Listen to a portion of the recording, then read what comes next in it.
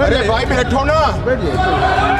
ये माइक भी एक अस्त्र है। ये बिल्कुल, ये माइक भी एक अस्त्र है। जिस अस्त्र को यहाँ पे सुविधा रूप से सत्ता पक्ष को दिया जाता है, कहाँ है पावर सर? कौन सा व्यक्ति है इस देश में जो इन 12 सालों में इनके सामने झुका नहीं है? वो नेता प्रतिपक्ष।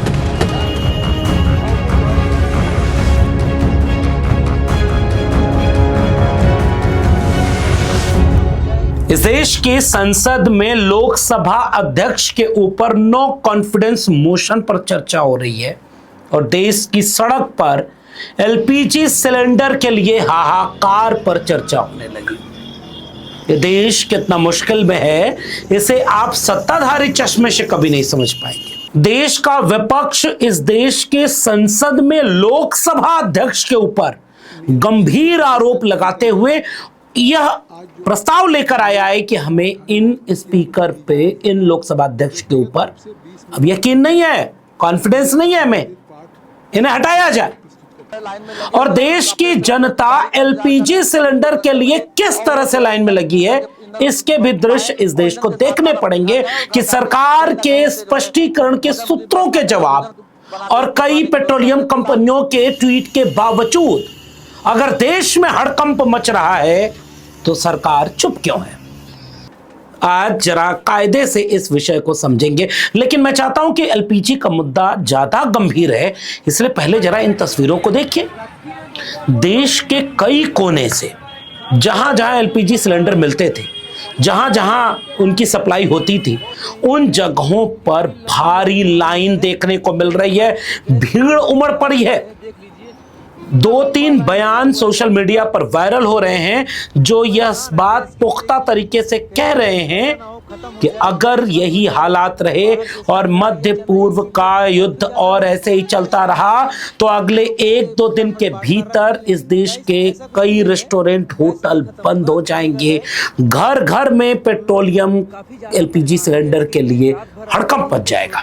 और इन सब के बीच भारत सरकार की तरफ से कोई ठोस कदम नहीं, 1-2 बयान कि नहीं भाई कोई पैनिक मत होइए, सब ठीक है, लेकिन जनता में यकीन दिलाने के लिए सत्ता को सामने आकर के बोलना पड़ेगा कि सरकार की तैयारी क्या है, क्योंकि युद्ध तो चल रहा है और युद्ध अभी आगे बढ़ता हुआ दिख रहा है, युद्ध रुकने का भी कोई आसार तो दिख नहीं रहा। फिर भारत में यह दृश्य क्यों है, और अगर यह दृश्य आज है तो 2-4 दिन बाद क्या होगा।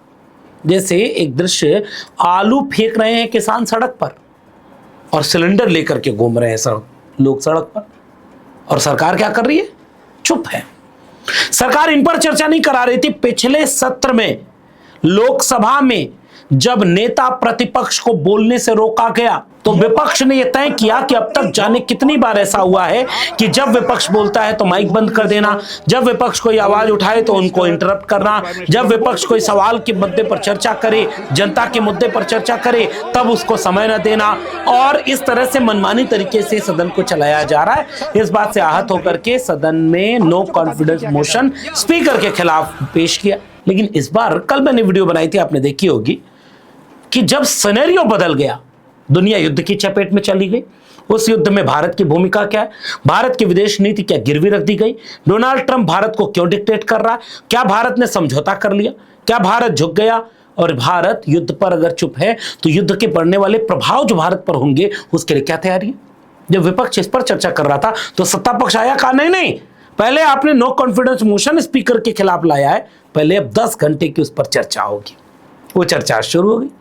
चर्चा शुरू होती उसके पहले ही विपक्ष की तरफ से कुछ गंभीर सवाल उठाए गए, जिनमें से केसी वेणुगोपाल कांग्रेस की तरफ से थे, फिर सौगतो राय, असदुद्दीन ओवैसी ने भी यह सवाल उठाया कि नियम, कानून और संविधान के तहत यह कैसे तय हुआ कि अगर लोकसभा अध्यक्ष के ऊपर नो कॉन्फिडेंस मोशन आता है तो डिप्टी स्पीकर तो इस सदन में बना ही नहीं, 12 साल से कोई है ही नहीं, और डिप्टी स्पीकर नहीं है तो कौन बैठेगा। जगदम्बिका पाल चेयर पर बैठे हुए थे, और फिर जो हंगामा हुआ उसके थोड़े से हिस्से आप देख लीजिए। You are appointed by the Speaker of the Lok Sabha. You are sitting there as the panel of chairman appointed by the Speaker of the Lok Sabha. Here, this is not our fault. Last 7 years, around 7 years, the government is not ready to appoint the deputy speaker itself. That is very big. Sir. This government has created a constitutional mess. आपकी बात आ गई, Let आपकी me बात complete, uh sir. Please, आपकी बात please. आ गई, Let me complete, sir. Let me complete, sir. Let me complete. In the last three, no confidence, the deputy speaker. That is why I say, first the proceedings are constitutional irregular. I got it. No. Let me complete, sir.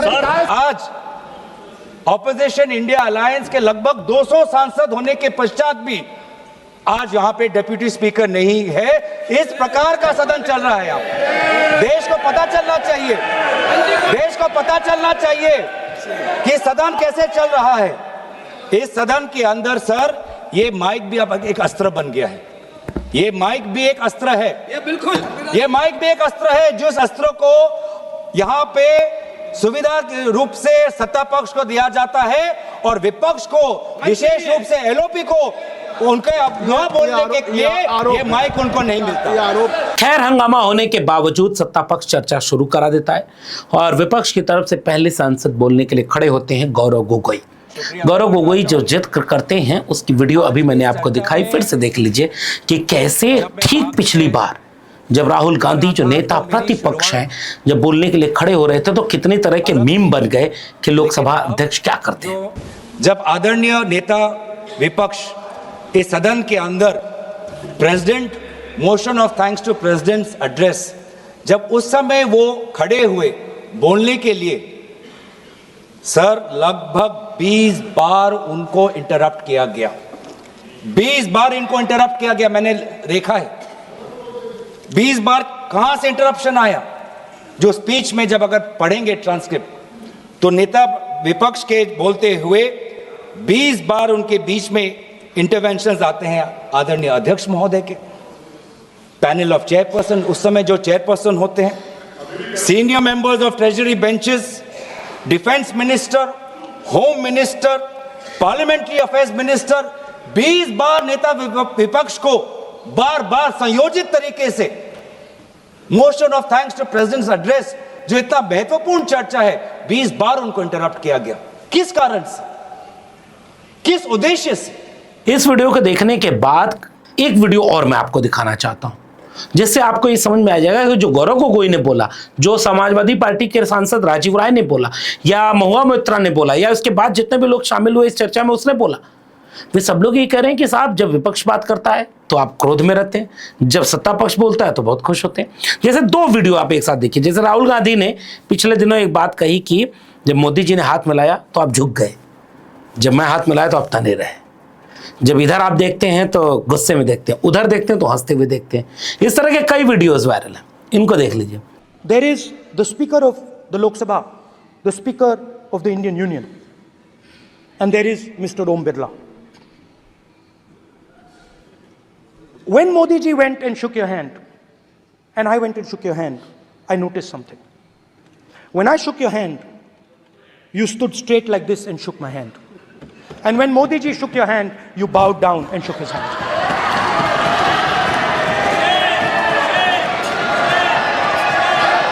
माननीय प्रतिपक्ष के नेता, ये शोभा नहीं देता आपको। आपको पर्याप्त समय, पर्याप्त अवसर दिया है, ये शोभा नहीं देता। आप सदन में डायरेक्शन दो। माननीय नेता जो बोल रहे हो जब खड़े हो, ये शोभा नहीं देता आपके लिए। और इसके बाद अभिषेक बनर्जी की एक छोटी सी क्लिप देखिए जिसमें अभिषेक बनर्जी जब बोल रहे थे और नोटबंदी की बात कर रहे थे और सदन में जब लोकसभा अध्यक्ष ने रोका तो कैसे उन्होंने तुरंत कलई खोल दी कि साहब अभी तो इमरजेंसी की कोई बात कर रहा है 50 साल पुरानी, 100 साल पुरानी नेहरू की बात कर रहा था, तब आप चुप रहते हैं, और हम नोटबंदी की बात करते हैं तो आप कह रहे हैं विषय पर बोलिए। माननीय सदस्य, आप वर्तमान बजट पे बोले 2016 के बाद तो 2019 सर मैं जवाहरलाल नेहरू का बात तो लोग बोलेगा। सर जवाहरलाल नेहरू का बात तो लोग बोलेगा। कोई 60 साल पहले जवाहरलाल नेहरू का बात करेगा, दूसरे नेताओं का बात करेगा, तब आप कुछ नहीं बोलेंगे। सब बोलते मैं हैं। 5 साल पहले का डिमोनेटाइजेशन का बात करूंगा तो आप कहेंगे भाई वर्तमान इशू पे बोलिए। बजट सर पे। ये बजट पे। पक्षपात नहीं चलेगा सर। बजट पे मैं बजट पे ही बोल रहा हूँ। जब विप्लव देव बोल रहा था तब 100 साल पुराना बात कर रहा था, 50 साल पुराने इमरजेंसी का बात कर रहा था, तब आप चुप थे। और अब मैं डिमोनेटाइजेशन का बात कर रहा हूँ, आपको चुप रहे। वाह वाह सर, वाह। बोलिए अपनी बात पे। D for tragedy. इस वीडियो को देखते हुए आपको बाद में कई और वीडियो मिल जाएंगी जिसमें आपको यह पता चलेगा कि सदन में विपक्ष के लोगों की बात को अनसुना करना, गुस्से में देखना, ये लोकसभा अध्यक्ष बार बार करते रहे। तो गौरव गोगोई ने जब ये बात शुरू की तो उन्होंने कहा कि भाई आपने लोकसभा में नेता प्रतिपक्ष को बोलने नहीं दिया। आपने ये बात वो कह रहे थे और बड़ी चालाकी से गौरव गोगोई उन बातों को दोहराते हुए नजर आए जो बात कहने से लोकसभा में नेता प्रतिपक्ष राहुल गांधी को लोकसभा अध्यक्ष रोक रहे थे। जैसे जो उचित लगे वही करो, मंत्री का नाम लिया कि किससे कहां जाकर के समझौता कर लिया, उसके बाद समझौता यूएस में हुआ और भारत में उसका कितना नुकसान होगा इस पर जवाब दो, और तमाम तरह के सवाल वो दोहराते रहे। उसके बाद क्या हुआ, पहले किरण रिजिजू और फिर खुद गृह मंत्री अमित शाह को खड़ा होना पड़ा कि जिस समय हमारे देश के सीमा पे खतरा था और देश के सेना को आदरणीय उनके रक्षा के जो विभाग के जो मंत्री हैं, जब उनकी जरूरत थी, जिस तत्परता रक्षा मंत्री को दिखानी चाहिए थी, उस समय रक्षा मंत्री ने तत्परता नहीं दिखाई। घंटों तक उनको रुकना पड़ा, घंटों तक उनको रुकना पड़ा। और जब हमारे में सर हमारा एक पॉलिटिकल लीडरशिप है, यहाँ पे पाकिस्तान की तरह हमारे यहाँ पे मिलिट्री लीडरशिप नहीं है। हमारा भारत का सेना डिसिप्लिन्ड है, वो हमेशा पॉलिटिकल लीडरशिप को देखता है कि पॉलिटिकल लीडरशिप क्या चाहती है। तो जिस समय भारत के सीमा के उस पार पड़ोसी देश के टैंक्स आ रहे हैं, भारत का सेना अपने राजनीतिक नेतृत्व की मांग कर रहा है, गुहार लगा रहा है कि मैं क्या करूं, तो देश का मुखिया कहता है जो उचित लगे वो कर लो। मतलब आत्मसमर्पण करना है तो कर लो, जंग लड़ना है तो कर लो, बातचीत करनी है तो कर लो। ये है नेतृत्व, कमजोर और बुजदिल आज के देश का नेतृत्व। संसदीय कार्य मंत्री जी, देश को देख, ये I am not yielding sir. मेरा सिर्फ अनुरोध है, मैं कह रहा हूँ आप स्पीकर के रेजोल्यूशन में चर्चा हो रहे हैं। उन्होंने और भी पॉइंट्स कहे, हम टोक सकते थे, लेकिन मेरा अनुरोध इतना ही है क्योंकि उन्होंने कई विषय पे चर्चा की है, नेतृत्व तक को छुए हैं। जब हमारा जवाब होगा आप लोग उसमें सुनना पड़ेगा, आप लोग उसमें टोकना नहीं है। सर भविष्य में जब पार्लियामेंट्री रिकॉर्ड्स को देखते हुए जब रिसर्च होगा, ट्रांसक्रिप्ट्स देखे जाएंगे, तो ये भी एक रिसर्च होगा कि सबसे विपक्ष के बोलते हुए सबसे ज्यादा इंटरप्शन करने वाले पार्लियामेंट्री अफेयर्स मिनिस्टर किरण रिजिजू जी होंगे। स्टैटिस्टिक्स बोलेंगे, गृह मंत्री जी स्टैटिस्टिक्स बोलेंगे। माननीय अध्यक्ष जी, पार्लियामेंट्री अफेयर्स मिनिस्टर मैं भी विधानसभा में रह चुका हूं। उनको तभी खड़ा होना पड़ता है जब पार्लियामेंट चलने के नियमों से दूर कोई चीज होती है। ये बात सही है कि पार्लियामेंट्री अफेयर्स मिनिस्टर के नाते सबसे ज्यादा इंटरप्ट किरण रिजिजू ने किया है, मैं सहमत हूं। गौरव गोगोई को अमित शाह का जवाब देते हुए कहना चाहिए कि ऐसा विपक्ष भले आपको अभी मिला है, विपक्ष ऐसा इसलिए क्योंकि इस देश को ऐसी सरकार मिली है जिसमें विपक्ष को बार बार इस तरह के प्रतिरोध करने पड़ते हैं। और फिर गौरव गोगोई ने वो सवाल बड़ी गंभीरता से उठाया कि 200 विपक्ष के सांसद होने के बाद भी ये देश जाने कि इस देश के लोकसभा में डिप्टी स्पीकर का पद ही नहीं है, और इस तरह से पूरी बहस को उन्होंने खड़ा किया। आज ऑपोजिशन इंडिया अलायंस के लगभग 200 सांसद होने के पश्चात भी आज यहां पे डिप्टी स्पीकर नहीं है। इस प्रकार का सदन चल रहा है। यहाँ देश को पता चलना चाहिए, देश को पता चलना चाहिए कि सदन कैसे चल रहा है। गौरव गोगोई का जवाब देने के लिए किरण रिजिजू खड़े हुए और किरण रिजिजू बार बार इतिहास के कई उदाहरण देते हुए उन्होंने ये साबित करने की कोशिश की कि ऐसा हुआ, पहले भी हुआ, ये हुआ, वो हुआ, और बार बार उन्होंने जवाहरलाल नेहरू की तारीफ कर दी। और तारीफ करते हुए उन्होंने कई सारी वीडियोस बातें बताई। उसी में उन्होंने प्रियंका गांधी का भी नाम लिया। फिर प्रियंका गांधी खड़ी हुई और उन्होंने अपने अंदाज में कहा कि नेहरू की आज आप तारीफ कर रहे हैं, लेकिन इस देश में 12 साल से अगर कोई बिना डरे सत्ता से सवाल कर रहा है तो वो है नेता प्रतिपक्ष, और नेता प्रतिपक्ष सच बोलता है, इसलिए आप उसे बोलने नहीं देते। एक ही व्यक्ति है इस देश में जो इन 12 सालों में इनके सामने झुका नहीं है। वो नेता प्रतिपक्ष, और वो नेता प्रतिपक्ष क्योंकि इस सदन में खड़े होके सच बोल देते हैं, बेझिझक बोल देते हैं। धन्यवाद मैडम, धन्यवाद। आप अपनी बात रखिए। इनसे सर नहीं सर तारीफ की I gave her the opportunity. I Sir, gave her the opportunity. Yes.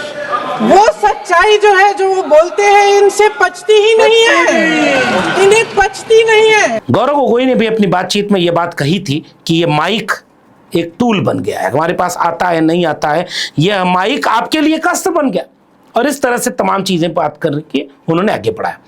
फिर समाजवादी पार्टी की तरफ से इस बहस में भाग लिया राजीव राय ने, जिन्होंने खुद प्रधानमंत्री नरेंद्र मोदी और तमाम लोगों के विदेश में बोले गए बयान और सत्ता पक्ष के द्वारा इसी सदन में खड़े होकर के जो किया जा रहा था उसको लेकर के जो टिप्पणी की गई उसका इतिहास भी उन्होंने दिखाया।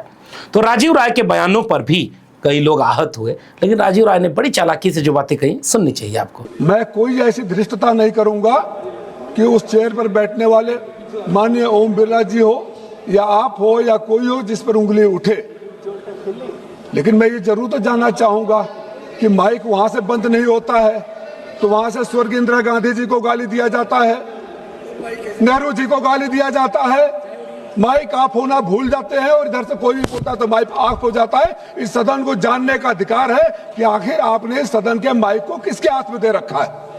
हम मानते हैं एलओपी जाकर विदेश में क्या कहे, सहमत असहमत, आप किस कॉन्टेक्स्ट में कहे सही हो जाता है। माननीय गृह मंत्री जी, माननीय संसदीय मंत्री जी और एक हमारे रेल राज्य मंत्री जी हैं, इनके तो परिवार भी शहीद हुआ है देश के लिए। माननीय प्रधानमंत्री जी जब कहीं गए थे तो उन्होंने कहा था आज से पहले हमें भारतीय होने में, भारतीय कहने में शर्म आता था। आपको शर्म आता था क्या गृह मंत्री जी? आपको शर्म आता था क्या माननीय संसदीय कार्य मंत्री? माननीय राजीव राय जी, आप चेयर को एड्रेस कीजिए। चलिए आप ही को एड्रेस करते रहे सर। चेयर को एड्रेस कीजिए। वो माननीय संसदीय कार्य मंत्री तो प्रियंका गांधी जी को नहीं देख रहे थे। सिर्फ चेयर को एड्रेस कीजिए। माननीय संसदीय नियम है, ये नियम है। आप चेयर को मान रहा हूँ, आई एम बिल्डिंग। बस ये आपको याद दिलाना चाहता हूँ कि माननीय संसदीय कार्य मंत्री प्रियंका गांधी जी को नहीं देख रहे थे, बस इतना कहना चाहता हूँ। और इसके बाद तृणमूल कांग्रेस की नेत्री महुआ मोइत्रा ने धारा प्रवाह ढंग से सत्ता पक्ष को घेरते हुए उन तमाम घटनाओं की याद दिलाई, उन तमाम वाकयों की याद दिलाई कि जब विपक्ष की आवाज को दबाने का काम संसद के भीतर होता है। So in the Lok Sabha, past speakers have allowed not just the LOP but also senior members to intervene in debates. For example, former Prime Minister Chandrasekhar ji, when he came back in '96 as the sole member of the Samajwadi Janata Party, often stood up and was allowed to speak. In March 1997, Biju Patnaik ji intervened. There was a Madhya Pradesh BJP MP called Sundarlal Patwa who asserted that the mandate was not actually for Deve Gowda, but the mandate was that of the BJP's nationalism and the BJP should be allowed to form the government. And Biju Patnaik intervened very sharply and he said, you people talk of nationalism. Do you know what is nationalism? You cannot know it. His Rashtravad is breaking up the nation in 20 pieces. Patnaik was neither asked to sit down, nor was the House adjourned by the then Speaker. Contrast that with the current Speaker. In the last Lok Sabha, the 17th, he perfected the art, or under his guardianship, the art of switching off the mics of opposition members mid-sentence, of ensuring Sansad TV paid for by taxpayer money blacks us all out. And when we stand up and he says this is a technical glitch, that's okay, we believe it, but I'm just pointing it out. It has become a joke within us opposition members that when we stand up for a 0 hour or a supplementary question, we are cut off in 30 seconds saying, Sankshipt mein boliye. And for treasury benches, people are allowed to speak endlessly, make unfounded allegation, lies against all of us. The government has made a circus of parliamentary democracy, and if the speaker is going to concede to being a complicit ringmaster, it is a very sad day for Indian democracy, a very sad day. और आखिरी तक जाते थे उन्होंने यहाँ तक कहा कि बंगाल में क्या हो रहा है इसकी बात हम यहाँ पर उठा नहीं सकते। हम जनता की बात कह नहीं पाते और जनता की बात सरकार नहीं सुनना चाहती और यहाँ पर सदन में बोलने नहीं दिया जाता। इस तरह से विपक्ष काम कैसे करे? और इन तमाम मुद्दों को सुनने के बाद आपको भी एक सवाल अपने आप से पूछना चाहिए कि मोदी जी चुप क्यों हैं? इस देश में जब चुनाव आयुक्त की बात होगी तो जरा बंगाल से आई एक छोटी सी क्लिप देखिए, जिसमें एक पत्रकार कह रहा है कि चीफ इलेक्शन कमिश्नर, बंगाल चुनाव के पहले रोहिंग्या वाली लिस्ट दे दोगे कि नहीं? सर, बंगाल लाइव कोलकाता, सुमित देसर पत्रकार। सर, आपसे जब अभिषेक बनर्जी ने सवाल किया जाता है अभिषेक बनर्जी के तरफ से, तब आप अभिषेक बनर्जी को अंगली उठाकर चुप बैठने के लिए बोलते हैं। अब चंद्रिमा भट्टाचार्य जब क्वेश्चन करते हैं तब उनको भी चुप बैठने के लिए बोलते हैं। लेकिन आप ये बताइए, इलेक्शन का पहले बंगाल वासियों के लिए कोई रोहिंग्याओं का लिस्ट निकलेगा क्या? आपने बोला जो बहुत सारे रोहिंग्या हैं यहाँ, जो भाजपा नेताओं लोग कहते हैं, तो रोहिंग्याओं का लिस्ट मिलेगा क्या? उसके बाद मुस्कुराते रहे। खैर, उन्होंने यहाँ तक धमकी भी दी, खराब प्रेस कॉन्फ्रेंस कही जा रही है, उस पर हम अलग से बात करेंगे। लेकिन सड़क पर लोग एलपीजी के लिए लाइन लगा रहे हैं, सरकार चुप। दुनिया युद्ध में ढकेली जा रही है, भारत पर उसका असर पड़ रहा है, सरकार चुप। और सरकार उन मुद्दों पर चर्चा संसद में नहीं करा के लोकसभा स्पीकर के ऊपर चर्चा करा रही है। विपक्ष ने मांगा था, विपक्ष ने बाद में बदल दिया, लेकिन उसको आपने माना नहीं। क्या विपक्ष के इन सवालों का जवाब सरकार के पास है? और क्या इन मुद्दों को आप जानते थे? ये आपका देश है, आपका लोकतंत्र है, आपकी संसद है। क्या आपको वाकई पता था कि इस देश में 200 सांसद से ज्यादा विपक्ष के पास सांसद हैं, फिर भी डिप्टी स्पीकर, क्योंकि वो पक्ष माना जाता है कि विपक्ष को दिया जाता है, वो नहीं दिया। लोकसभा में कोई डिप्टी स्पीकर नहीं है। 9 लोगों का एक पैनल है जो बारी बारी उनके बाद ओम बिरला जी के बाद बैठता रहता है। यह गंभीर संकट की तरफ इशारा कर रहा है। तो एलपीजी का संकट गंभीर है या संसदीय लोकतंत्र का, ये टिप्पणी आप करके नीचे बताइएगा। वीडियो पसंद आई हो तो लोगों तक शेयर करना मत भूलिएगा। फिलहाल इस वीडियो में इतना ही। मेरे चैनल को सब्सक्राइब नहीं किया है तो जाते थे चैनल को सब्सक्राइब करना मत भूलिए। बेल आइकॉन यानी घंटी बटन दबाएंगे तो अगली वीडियो की सूचना मिलेगी। ज्वाइन करेंगे तो हमें ताकत और हिम्मत मिलेगी। अगर आप इस वीडियो को ट्विटर यानी एक्स या फेसबुक पर देख रहे हैं तो हमें फॉलो करना मत भूलिएगा। फिर मिलेंगे, तब तक के लिए बहुत बहुत धन्यवाद।